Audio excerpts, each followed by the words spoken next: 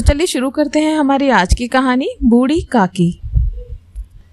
बुढ़ापा बहुधा बचपन का पुनरागमन हुआ करता है। बूढ़ी काकी में जीवा स्वाद के सिवा और कोई चेष्टा शेष ना थी और ना अपने कष्टों की ओर आकर्षित करने का रोने के अतिरिक्त कोई दूसरा सहारा ही था। समस्त इंद्रियां, नेत्र, हाथ, पैर जवाब दे चुके थे। पृथ्वी पर पड़ी रहती और घर वाले कोई बात उनकी इच्छा के प्रतिकूल करते, भोजन का समय टल जाता या उसका परिणाम पूर्ण ना होता, अथवा बाजार से कोई वस्तु आती और ना मिलती तो ये रोने लगती। उनका रोना सिसकना साधारण ना होता, वे गला फाड़ फाड़ कर रोती थी। उनके पति देव को स्वर्ग सिधारे कालांतर हो चुका था। बेटे तरुण हो कर चल बसे। अब एक भतीजे के अलावा उनका कोई ना था। उसी भतीजे के नाम उन्होंने अपनी सारी संपत्ति लिख दी। भतीजे ने सारी संपत्ति लिखाते समय खूब लंबे चौड़े वादे किए, किंतु वे सब वादे केवल कुली डिपो के दलालों के दिखाए हुए सब्ज बाग थे। यद्यपि उस संपत्ति की वार्षिक आय 150-200 रुपये से कम ना थी, तथापि बूढ़ी काकी को पेट भर भोजन भी कठिनाई से मिलता था।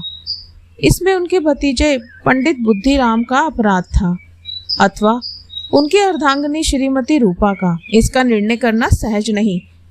बुद्धिराम स्वभाव के सज्जन थे, किंतु उसी समय तक जबकि उनके कोष पर आँच न आए। रूपा स्वभाव से तीव्र थी सही, पर ईश्वर से डरती थी। अतएव बूढ़ी काकी को उसकी तीव्रता उतनी न खलती थी जितनी बुद्धिराम की बलमंद साहत। बुद्धिराम को कभी कभी अपने अत्याचार का खेद होता था। विचारते कि इसी संपत्ति के कारण मैं इस समय भला मानुष बना बैठा हूँ। यदि भौतिक आश्वासन और सूखी सहानुभूति से स्थिति में सुधार हो सकता हो, उन्हें कदाचित कोई आपत्ति न होती, परंतु विशेष व्यय का भय उनकी सुचेष्टा को दबाए रखता था। यहाँ तक कि यदि द्वार पर कोई भला आदमी बैठा होता और बूढ़ी काकी उस समय अपना राग अलापने लगती तो वह आग हो जाते और घर में आकर उन्हें जोर से डांटते। लड़कों को बुड्ढों से स्वाभाविक विद्वेष होता ही है, और फिर जब माता पिता का यह रंग देखते तो वे बूढ़ी काकी को और सताया करते। कोई चुटकी काट कर भागता, कोई उन पर पानी की कुल्ली कर देता। काकी चीख मार कर रोती, परंतु ये बात प्रसिद्ध थी कि वह केवल खाने के लिए रोती है। अतएव उनके संताप और आर्तनाद पर कोई ध्यान नहीं देता था। हाँ, काकी क्रोधातुर होकर बच्चों को गालियां देने लगती तो रूपा घटनास्थल पर आकर पहुंचती। इस भय से काकी अपनी जीवा कृपाण का कदाचित ही प्रयोग करती थी। यद्यपि उपद्रव शांति का यह उपाय रोने से कहीं अधिक उपयुक्त था। संपूर्ण परिवार में यदि काकी से किसी का अनुराग था तो वह बुद्धिराम की छोटी लड़की लाडली अपने दोनों भाइयों के भय से अपने हिस्से की मिठाई चबेना बूढ़ी काकी के पास बैठकर खाया करती थी। यही उसका रक्षागार था। और यद्यपि काकी की शरण उनकी लोलुपता के कारण बहुत महंगी पड़ती थी, तथापि भाइयों के अन्याय से सुरक्षा कहीं सुलभ थी। तो बस यही इसी स्वार्थानुकूलता ने उन दोनों में सहानुभूति का आरोपण कर दिया था। रात का समय था। बुद्धिराम के द्वार पर शहनाई बज रही थी और गांव के बच्चों का झुंड विस्मयपूर्ण नेत्रों से गाने का रसास्वादन कर रहा था। चारपाइयों पर मेहमान विश्राम करते हुए नाइयों से मुक्कियां लगवा रहे थे। समीप खड़ा भाट विरुदावली सुना रहा था और कुछ भावाज्ञ मेहमानों की वाहवाह पर ऐसा खुश हो रहा था मानो इस वाहवाह का यथार्थ में वही अधिकारी है। दो एक अंग्रेजी पढ़े हुए नवयुवक इन व्यवहारों से उदासीन थे। वे इस गंवार मंडली में बोलना अथवा सम्मिलित होना अपनी प्रतिष्ठा के प्रतिकूल समझते थे। आज बुद्धिराम के बड़े लड़के मुखराम का तिलक आया है। यह उसी का उत्सव है। घर के भीतर स्त्रियां गा रही थी और रूपा मेहमानों के लिए भोजन में व्यस्त थी। भट्टियों पर कड़ाही चढ़ रहे थे। एक में पूड़ी कचौड़ी निकल रही थी और दूसरे में अन्य पकवान बनते थे। एक बड़े हांडे में मसालेदार तरकारी पक रही थी। घी और मसाले की शुद्धावर्धक सुगंधी चारों ओर फैली हुई थी। बूढ़ी काकी अपनी कोठरी में शोकमय विचार की भांति बैठी हुई थी। यह स्वाद मिश्रित सुगंधी उन्हें बेचैन कर रही थी। वे मन ही मन विचार कर रही थी, संभवतः मुझे पूर्णिया ना मिलेंगी।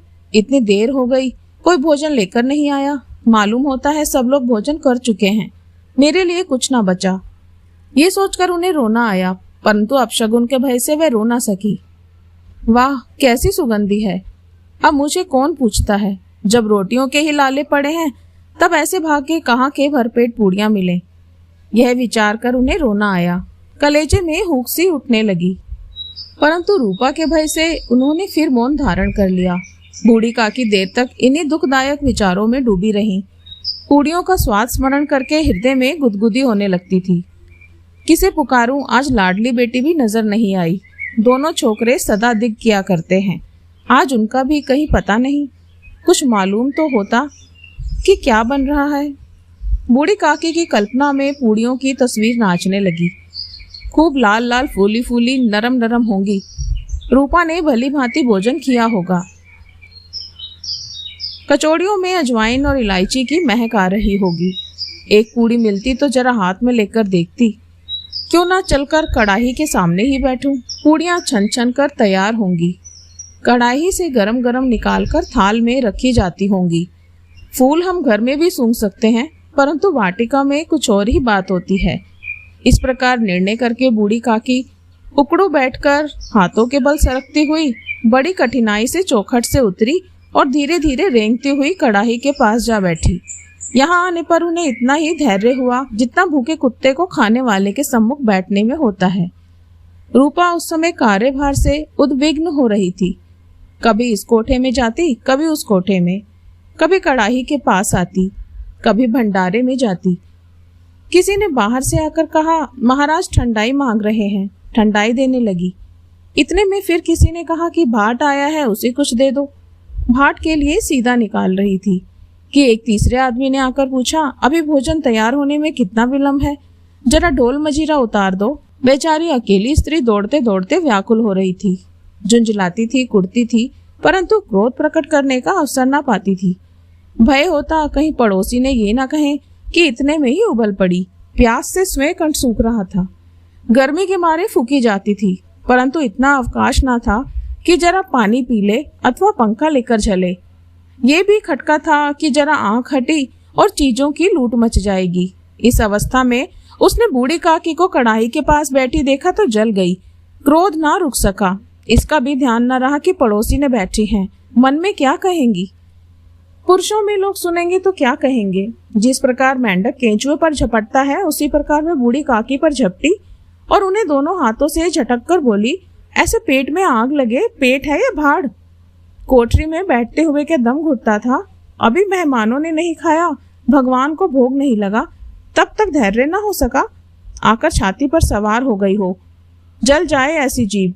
दिन भर खाती न होती तो जाने किसकी हांडी में मुंह डालती। गांव देखेगा तो कहेगा कि बुढ़िया भरपेट खाने को नहीं पाती, तभी तो इस तरह मुंह बाएं करती फिरती है। डायन ना मरे ना माचा छोड़े, नाम बेचने पर लगी है, नाक कटवाकर ही दम लेगी। इतनी ठूसती है ना, जाने कहाँ भस्म हो जाता है। भला चाहती हो तो जाकर कोठरी में बैठो, जब घर के लोग खाने लगेंगे तुम्हें भी मिल जाएगा। तुम कोई देवी नहीं हो कि चाहे किसी के मुंह में पानी ना जाए परंतु तुम्हारी पूजा पहले ही हो जाए। बूढ़ी काकी ने सिर उठाया, ना रोई ना कुछ बोली, चुपचाप रेंगती हुई अपनी कोठरी में चली गई। आवाज ऐसी कठोर थी कि हृदय और मस्तिष्क की संपूर्ण शक्तियां, संपूर्ण विचार और संपूर्ण भार उसी ओर आकर्षित हो गए थे। नदी में जब कगार का कोई वृत्त खंड कटकर गिरता है तो आसपास का जल समूह चारों ओर से उसी स्थान को पूरा करने के लिए दौड़ता है। भोजन तैयार हो गया। आंगन में पत्तलें पड़ गई। मेहमान खाने लगे और स्त्रियों ने जेवनार गीत गाना आरंभ कर दिया। मेहमानों के नाई और सेवक गण भी उसी मंडली के साथ किंतु कुछ हटकर भोजन करने बैठे थे, परंतु सभ्यता अनुसार जब तक सबके सब खा न चुके हों कोई उठ नहीं सकता था। दो एक मेहमान जो कुछ पढ़े लिखे थे, सेवकों के दीर्घाहार पर झुंझला रहे थे। वे इस बंधन को व्यर्थ और बेकार की बात समझते थे। बूढ़ी काकी अपनी कोठरी में जाकर पश्चाताप कर रही थी कि मैं कहां से कहां आ गई। उन्हें रूपा पर क्रोध नहीं था, अपनी जल्दबाजी पर दुख था। सच ही तो है, जब तक मेहमान लोग भोजन न कर चुकेंगे घर वाले कैसे खाएंगे। मुझसे इतनी देर भी ना रहा गया, सबके सामने पानी उतर गया। अब जब तक कोई बुलाने नहीं आएगा ना जाऊंगी। मन ही मन इस प्रकार का विचार कर वह बुलाने की प्रतीक्षा करने लगी, परंतु घी की रुचिकर सुवास बड़ी धैर्य परीक्षक प्रतीत हो रही थी। उन्हें एक एक पल एक एक युग के समान मालूम होता था। अब पत्तल बिछ गई होगी। अब मेहमान आ गए होंगे। लोग हाथ पैर धो रहे हैं, नाई पानी दे रहा है। मालूम होता है कि लोग खाने बैठ गए। जेवनार गाया जा रहा है। यह विचार कर वह मन को बहलाने के लिए लेट गईं। धीरे धीरे गीत गुनगुनाने लगी। उन्हें मालूम हुआ कि मुझे गाते देर हो गई है। क्या इतनी देर तक लोग भोजन कर ही रहे होंगे? किसी की आवाज सुनाई नहीं देती। अवश्य ही लोग खा पी कर चले गए हैं। मुझे कोई बुलाने नहीं आया है। रूपा चिढ़ गई है। क्या जाने ना बुलाए। सोचती होगी कि आप ही आवेंगी। वह कोई मेहमान तो नहीं जो उन्हें बुलाऊं। बूढ़ी काकी चलने को तैयार हुई, ये विश्वास कि 1 मिनट में पूड़ियां और मसालेदार तरकारियां सामने आएंगी उनके स्वाद इंद्रियों को गुदगुदाने लगा। उन्होंने मन में तरह तरह के मंसूबे बांधे। पहले तरकारी से पूड़ियां खाऊंगी, फिर दही और शक्कर से। कचौड़ियां रायते के साथ मजेदार मालूम होंगी। चाहे कोई बुरा माने या भला, मैं तो मांग मांग कर खाऊंगी। यही ना लोग कहेंगे कि उन्हें विचार नहीं। क्या करें, इतने दिन के बाद पूड़ियां मिल रही हैं तो मुंह झूठा करके थोड़ी उठ जाऊंगी। वह उकड़ू बैठकर सरकते हुए आंगन में आई, परंतु हाय दुर्भाग्य, अभिलाषा ने अपने पुराने स्वभाव के अनुसार समय की मिथ्या कल्पना की थी। मेहमान मंडली अभी बैठी हुई थी। कोई खाकर उंगलियां चाटता था, कोई तिरछे नेत्रों से देखता था कि और लोग भी खा रहे हैं या नहीं। कोई इस चिंता में था कि पत्तल पर पूड़ियां छूटी जाती हैं, किसी तरह इन्हें भीतर रख लेता। कोई दही खाकर चटकारता था, परंतु दूसरा दोना मांगते संकोच करता था कि इतने में बूढ़ी काकी रेंगती हुई उनके बीच में आ पहुंची। कई आदमी चौंक कर उठ खड़े हुए, पुकारने लगे, अरे ये बुढ़िया कौन है? यहाँ कहाँ से आ गई? देखो किसी को छू ना दे। पंडित बुद्धिराम काकी को देखते ही क्रोध से तिलमिला गए। पूड़ियों का थाल लिए खड़े थे। थाल को जमीन पर पटक दिया और जिस प्रकार निर्दयी महाजन अपने किसी बेईमान और भगोड़े कर्जदार को देखते ही उसका टेटुआ पकड़ लेता है, उसी तरह लपक कर उन्होंने काकी के दोनों हाथ पकड़े और घसीटते हुए लाकर उन्हें अंधेरी कोठरी में धम से पटक दिया। आशा रूपी वाटिका लू के एक झोंके में विनष्ट हो गई। मेहमानों ने भोजन किया, घर वालों ने भी भोजन किया, बाजे वाले धोबी सब भोजन कर चुके, परंतु बूढ़ी काकी को किसी ने ना पूछा। बुद्धिराम और रूपा दोनों ही बूढ़ी काकी को उनकी निर्लज्जता के लिए दंड देने के लिए निश्चय कर चुके थे। उनके बुढ़ापे पर, दीनता पर, हत ज्ञान पर किसी को करुणा ना आई थी। केली लाडली उनके लिए कुड़ रही थी। लाडली को काकी से अत्यंत प्रेम था। बेचारी भोली लड़की थी। बाल विनोद और चंचलता की उसमें गंध तक ना थी। दोनों बार जब उसके माता पिता ने काकी को निर्दयता से घसीटा तो लाडली का हृदय ऐंठ कर रह गया। वह झुंझला रही थी कि हम लोग काकी को क्यों बहुत सी पूड़ियां नहीं दे देते। क्या मेहमान सबकी सब खा जाएंगे? और यदि काकी ने मेहमानों से पहले खा लिया तो क्या बिगड़ जाएगा? वह काकी के पास जाकर उन्हें धैर्य देना चाहती थी, परंतु माता के भय से ना जाती थी।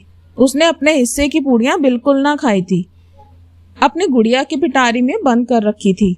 उन पूड़ियों को काकी के पास ले जाना चाहती थी। उसका हृदय अधीर हो रहा था। बूढ़ी काकी मेरी बात सुनते ही उठ बैठेंगी और पूड़ियां देखकर कैसी प्रसन्न होंगी, मुझे खूब प्यार करेंगी। रात को 11 बज गए थे। रूपा आंगन में पड़ी सो रही थी। लाडली की आंखों में नींद ना आती थी।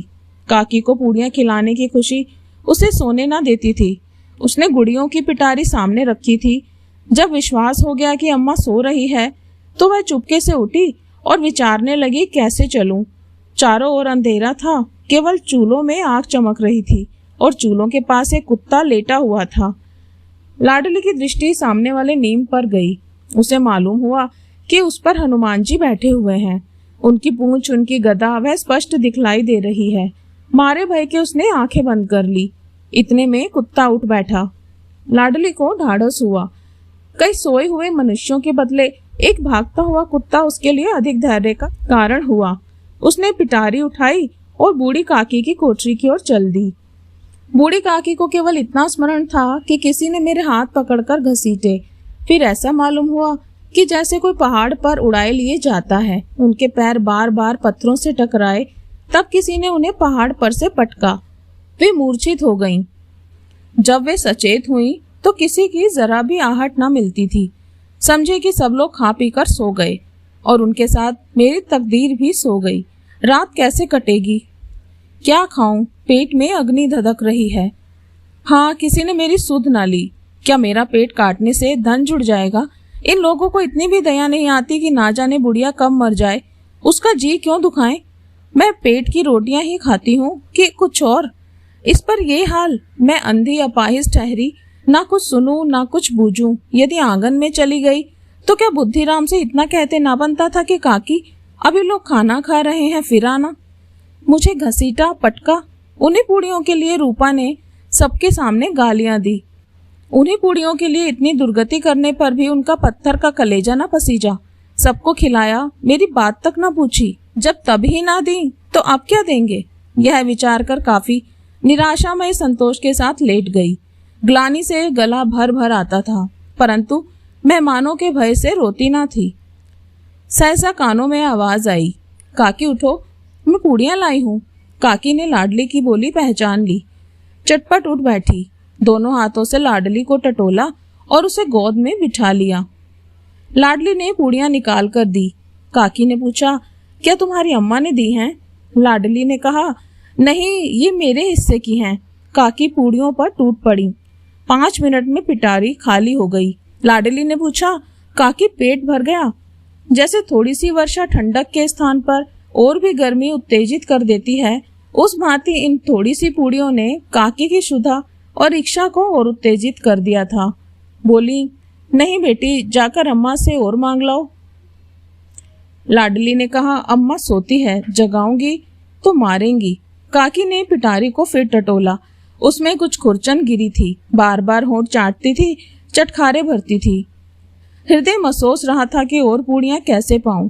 संतोष सेतु जब टूट जाता है तब इच्छा का बहाव अपरिमित हो जाता है।